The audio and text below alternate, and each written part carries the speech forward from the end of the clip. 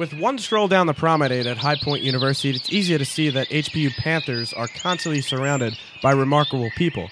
After all, they do have the opportunity to sit on a bench with the statues of historical figures such as Leonardo da Vinci and John Wesley. What these students may not realize, however, is that they are walking amongst some remarkable people who are alive and well in their very own times. The story of these people may not be as well known as Sacagawea, but cancer survivors make a different kind of history. 2 days before my 16th birthday, and I was diagnosed with bladder cancer. And I actually found a lump. I was only 39 at the time, had never had a mammogram, nothing. My mom basically yelled at the doctor until they gave me an MRI, and then they came back and told me that I had cancer in the right frontal lobe of my brain. See, I believe it was 97, I was 21 years old, and my family has a history of uterine cancer. And I went for a routine test. They said that it's, back then they would label you into stages. And I was stage 2, which was pretty advanced to be so young. According to Dr. Susan Williford, an oncologist at High Point Regional Hospital, 1 in 12 people will battle cancer in their lifetime. I think attitude is everything when you're going through something like that.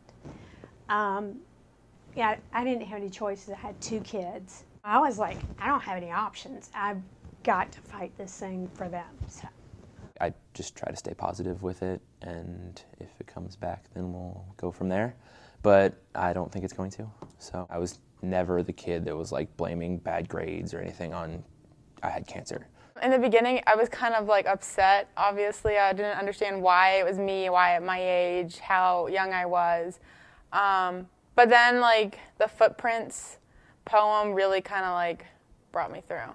Pretty much music has always been my anchor, and I do have a strong faith, and I am very spiritual. Through going through this, I knew that I wanted to help other people who had to go through similar circumstances.